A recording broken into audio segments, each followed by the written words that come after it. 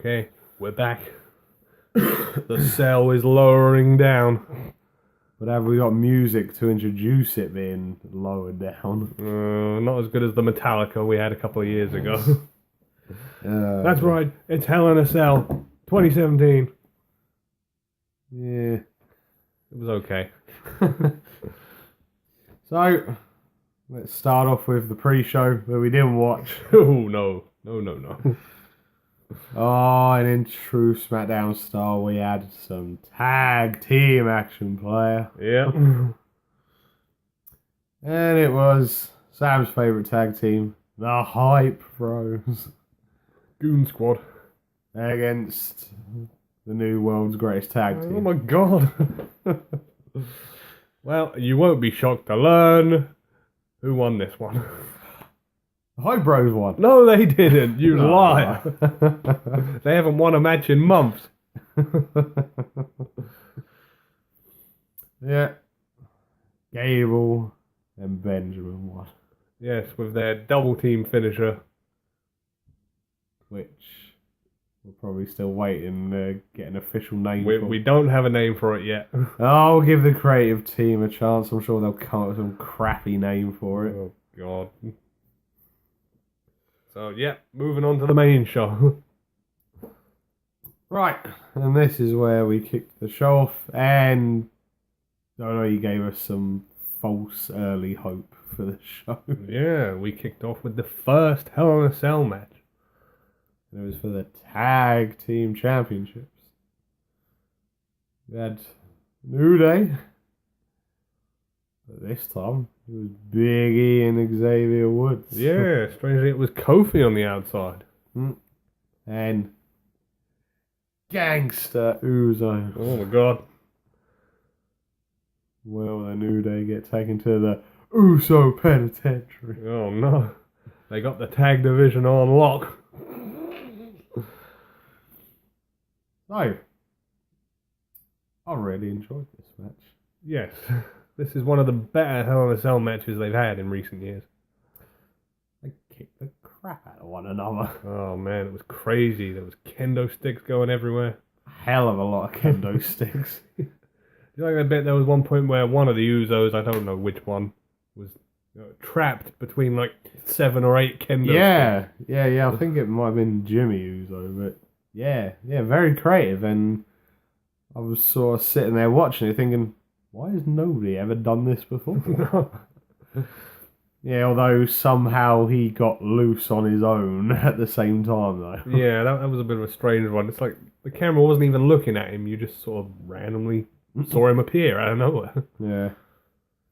Maybe we had a heel referee in attendance. It was Charles Robinson. He's back again. Lil Nate. Oh.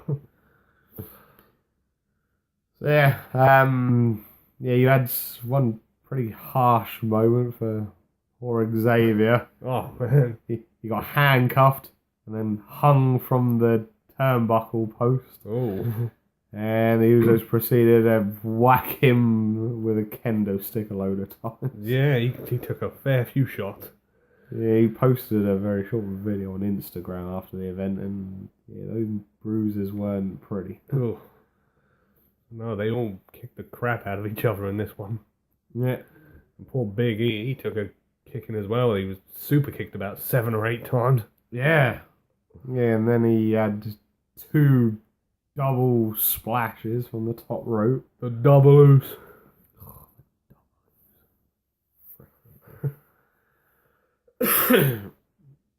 No, the match come to its penultimate end when the Usos got frustrated with Big E kicking out of the first one. They got a chair, Oh, a chair. whacked him in the back a few times with it, and they laid it on top of him, and they done the double oos The double loose. from the turnbuckles again. And unfortunately this time they picked up the victory. So, for the love of God, let's hope this isn't leading to another month of the Usos and the New Day. Well, if it does, the next pay-per-view Survivor Series, so you'd imagine that they'd be a tag team Survivor Series match. You would like to think so. So probably not going to be a tag title match then. No. But we'll see. Yeah. So, moving on. We then got bored for the next 10 minutes. Oh dear. Because we had the king of boredom himself, Randy Orton. Oh, And he was facing off against Rusev. handsome Roos. Now, my first initial thought was, please let this go longer than a minute. Yeah, it did. Though they teased it, he went for the RKO early again, Yeah. and you were like, oh god, not again. This is the problem I have with Randy Orton, apart from the major fact that he's boring as hell. Whenever he does an RKO, the commentators always make the point, oh, RKO out of nowhere, and it's like, everyone saw it coming It's a never mile out away. of nowhere. No. We've seen every variation now. There's nothing new he can do with it. No. And to be fair, to start off with, I thought they sort of got the booking of this match right. Because Rusev actually had some offense. Yeah, he had a lot of offense. But unfortunately, WWE went down the wrong route. Seems to be a common trend. Giving us the middle finger once again. And guess what we got? Ugh.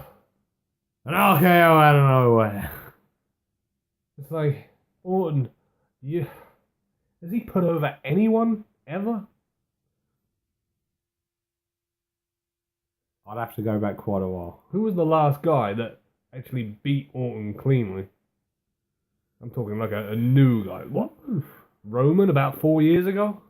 Yeah, maybe. It's just, he doesn't need the win. Rusev needed the win. Yeah. The way this should have ended was accolade, and he either taps out or passes out, one or the other. Yeah. If he passed out, they could have had the excuse of, oh, he didn't tap. Yeah. There was no need for Orton to win this match. Yeah. None whatsoever. So, there you go. Plus, as well, any Randy Orton win, what does it mean? Yeah, it doesn't need Absolutely nothing. it. Doesn't need it. No. So, after that momentary blip, we had a bit of an improvement. I was very pissed off. About an hour before the event, we had the United States title match next, and the match got changed on the pre-show. Yes, there was a bit of a backstage segment where Ty Dillon just said, oh, I beat Baron Corbin. I should be in the match. And Daniel Bryan turned around and said, you know what? Yeah, you should be.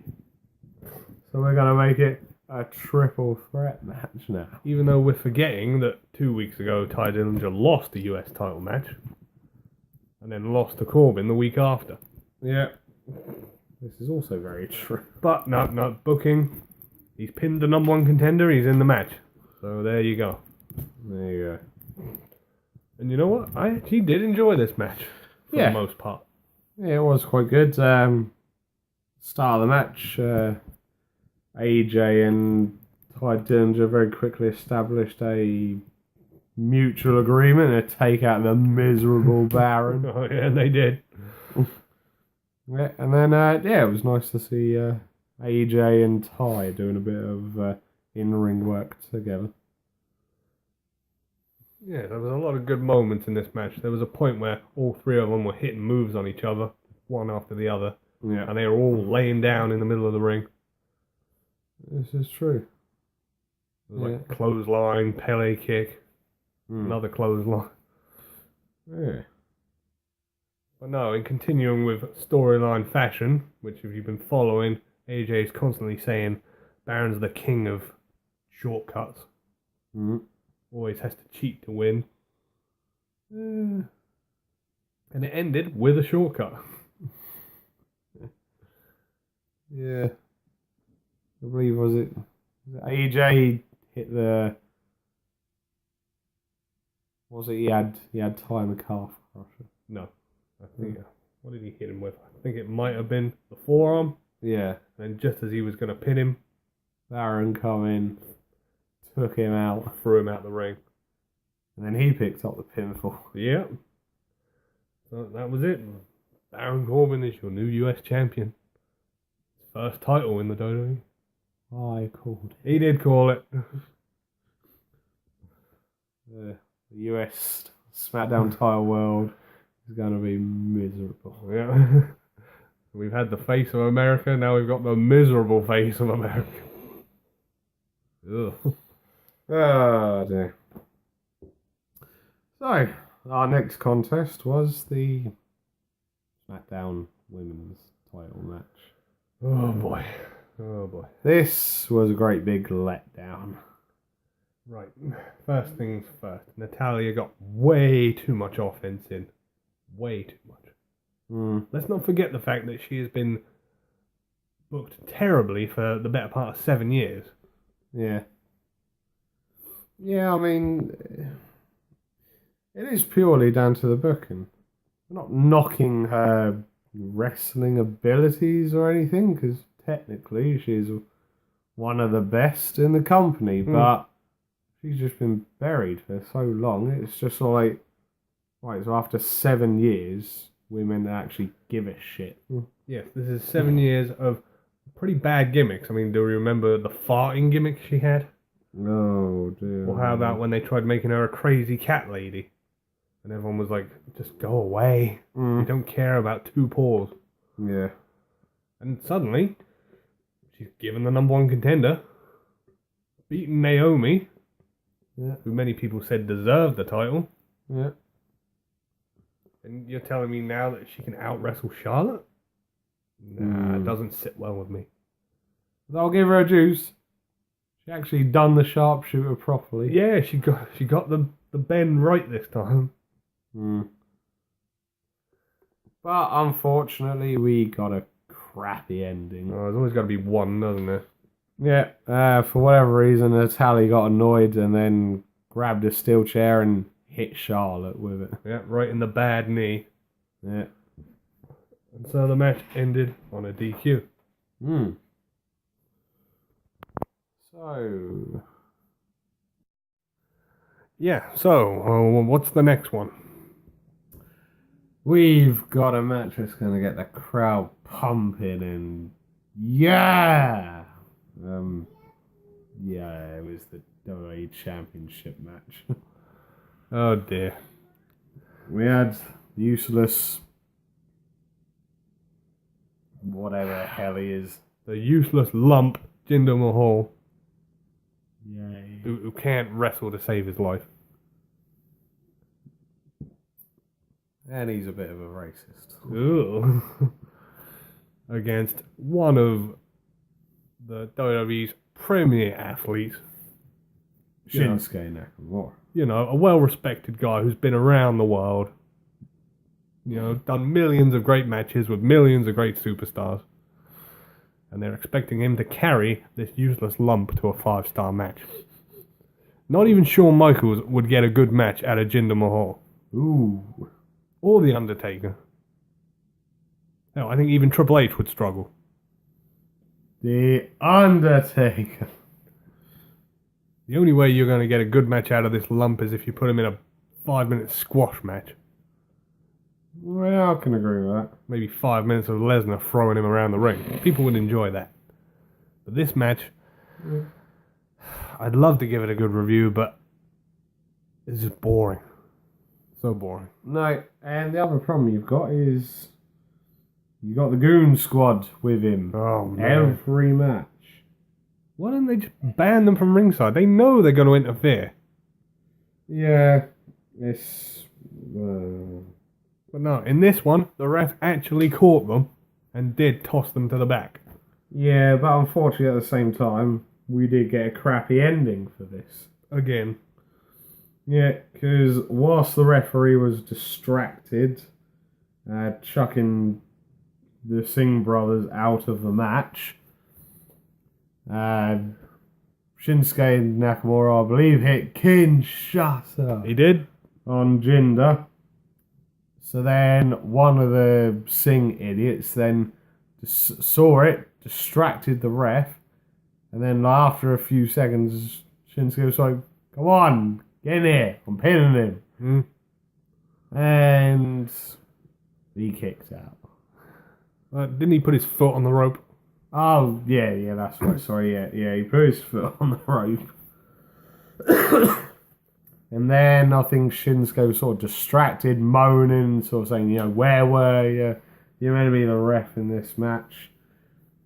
And then, after messing it up one time, Jinder then eventually hit the Colossus on him. God, the Colossus. Doesn't look like it. That move is almost as bad as the FU. It doesn't look like it would hurt anyone. It's literally just a slam onto your back. Yeah. It doesn't help as well when the guy can't even hit it the first time round. Yeah, he's messed it up a couple of times. Mm. So, there you go. Unfortunately, still your WWE champion. Still your worst WWE champion, probably of the 50 there's been. Yeah, that's quite a statement there. He's up there with Miz. If I had to pick like a bottom three, it would probably be him, Miz, and maybe the Great Khali. Jesus Christ.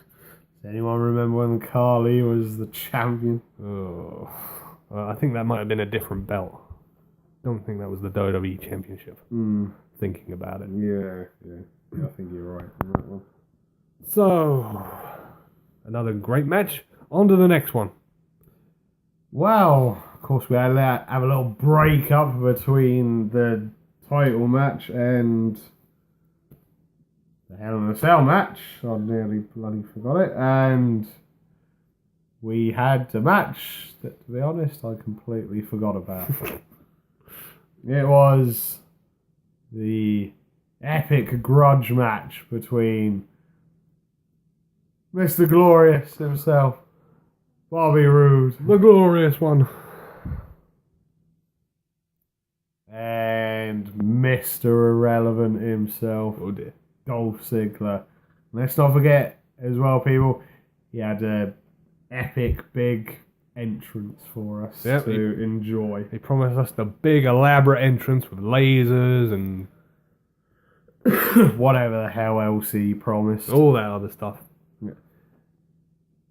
And what did we get? Oh God. A big pile of nothing. Yes. Literally nothing. Just like Ziggler's career at the moment, the lights went out, the video went off, the music went off, and he walked to the ring in silence. And I say silence because the crowd just didn't react. They were just bored. Yeah, pretty much. It was like, well done, Dolph. Well done. Oh, you really got us. You really showed us fans. Yeah. I mean, the problem is as well, again, like Natalia, his booking's been so crap. Everyone's just sort of like, I don't care. And it's like, I don't want to run the guy down. I mean, he is a talent, but I think he's getting worse in his wrestling skills. I counted 2 or 3 moves in this match he screwed up. Yeah, well, it doesn't help as well that he's now sort of going around parading, saying he's the great one. Well, I think he's pretty much saying he's the greatest in-ring performer. No, not even close. Yeah. It's like, he messed up his DDT. Yeah. He messed up the Fame-asser. How do you mess up the Fame-asser? Billy Gunn would be absolutely seething backstage. I was like, Jesus Christ, Dolph. Yeah, not a good outing for Dolph, and yeah. And, The match was okay, but yeah, I think you were just about to touch on the slightly confusing ending. Yes, this was... Well, okay, Dolph rolled up Bobby Roode and he tried pulling the tights to try getting this cheap win. Yeah. And this continued about 4 or 5 times of them rolling over, Yeah. trying to get the cheap win. And then Bobby Roode picked up the cheap roll up. Yeah, pulled the tights, exposing Ziggler's white ass. And it was white. Yeah, didn't do a good job on the tanning. No, he didn't. And so, yeah, the losing streak for Ziggler continues. But the big question here is it going to be as epic as Kurt Hawkins losing the streak? No, that's a historic losing streak. And so, no, just to emphasize the point, Ziggler hit the zigzag after the match was over. So essentially, exactly the same gimmick as what he had quite a few months ago, being a sore loser. Yeah, more or less. He was gone for, what, 2 months? He's come back and, well, nothing's changed. He's a loser. Yeah. So, great work there, WWE. 2 months in the making of nothing. Ugh.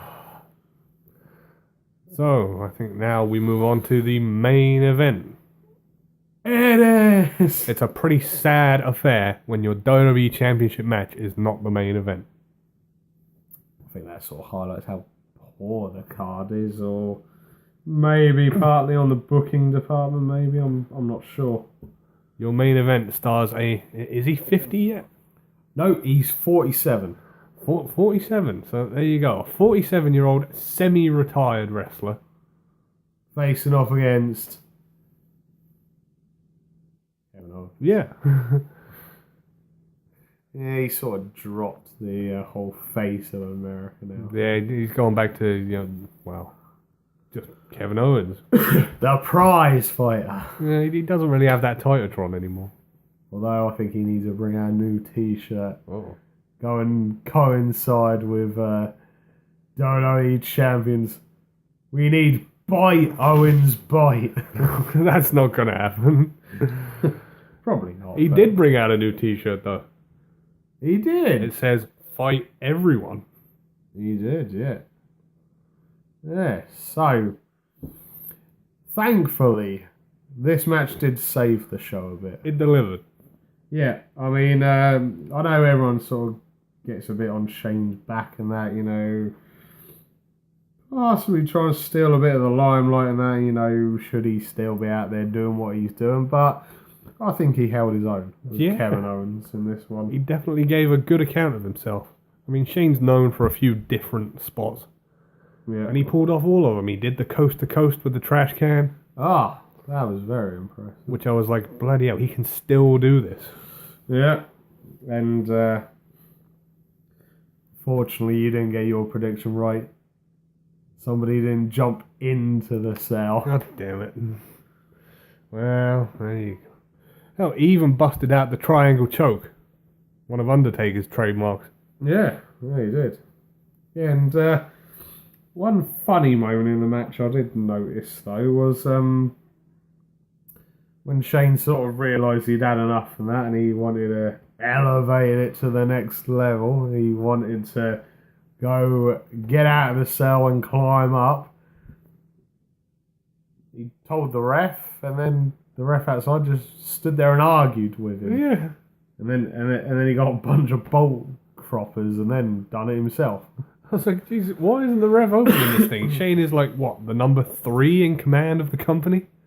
And pretty much. And the ref saying, no, you can't come out here. It's like, Jesus Christ, this guy can fire you. Just let him out. Pretty much. So, no, he got the bolt cutters, cut the door, and they took the fight to the outside.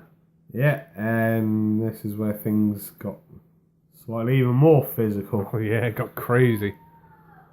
Yeah,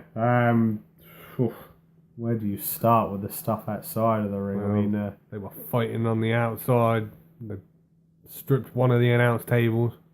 yeah, Spanish announcer's table. Poor Spanish. Yeah, and then they decided to make the journey up the cell. Oh, this was great. I tell you what, though, at some points I was slightly worried. Like, Yeah, me too. I thought you were going to get your prediction right because there was a couple of times I think there was one time where like Shane backflipped Kevin onto one of the centerpieces. I was like, oh my god, it's going to give way. Yeah. And then I think wasn't there a bloody time when Kevin done the pop-up power bomb He did. to Shane? That was the one where I thought it was going to break. Yeah. Yeah, and then they had a moment where Kevin started doing the two-wheel. Nah, screw this. I'm not fighting on top of the cell anymore. He started to climb down, and then Shane went after him. And then, unfortunately, Shane took a tiny leap and threw the announcer's table. Ooh. But then they weren't done then. They then stripped the main announcer's table. I believe first it was Kevin knocked Shane out, put him on the announcer's table. He then climbed back up the cell. He was then leaping up the crowd. You want me to do this? I'm going to do this. I was like, he's not going to do it. And then he sort of went, no. And then he sort of contemplated once or twice, and he was like, no, I'm not doing this. We're not doing this. And then things took a twist. Shane started to get the upper hand. And then he pretty much knocked out Kevin Owens. Mm-hmm. Then he put Kevin Owens on the table. When you knew where this was coming. Yeah, Booker's there going, oh, man. And I said to myself, I was like, don't do this, Shay, because Undertaker saw it coming and moved. Kevin Owens is going to move. So, what did Shane do? He went for it. And Kevin Owens moved. But we then noticed after, He didn't when move. they showed the replay, No. somebody come along and grabbed his hand and pulled him off of the table. Who was it? There was a bit of confusion to start with, but then it was then revealed. It was Kevin Owens' former best friend, Sami Zayn. Oh my god. And you were all left thinking, why? Why would you do it? Why? Why, Sami? Why? But he wasn't done there. Just as the EMTs were like checking Shane to get him out. Make sure he's still alive. Sammy went, no. And he pulled Kevin Owens onto Shane McMahon and said, pin him, ref. Full count anywhere. You got to pin him. Ref forced him to make the pinfall. So the ref begrudgingly counted the 1, 2, 3. And that was the end of a rather impressive cell match. It went on for a long time. I think it must have been pretty close to 40 minutes. Yeah, I mean, admittedly, at one point I was watching it and that, and I was there sort of thinking, you know, oh my God, you know, how long are they Jesus. Right, this is according to Wikipedia. The official time for this match was 39 minutes. Bloody hell.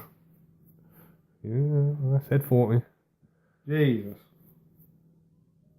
And just as they were wheeling Shane out on the gurney, he put his thumb up to say, yeah, I'm alright.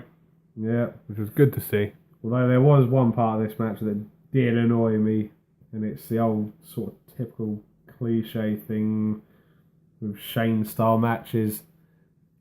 Why do they have to make a point of showcasing to you that his family's in attendance? Oh, yeah. They showed his 3 sons at ringside. Yeah, because I'm glad I brought that up now, actually, because apparently after the show ended, or it might have been as they were all getting dragged out from ringside, apparently one of Shane's sons got a bit caught up in the moment and either done something or had a few choice words for Kevin Owens. Yeah, you see, that was happening all throughout the match. Kevin Owens was like making gestures towards his sons, like antagonising them.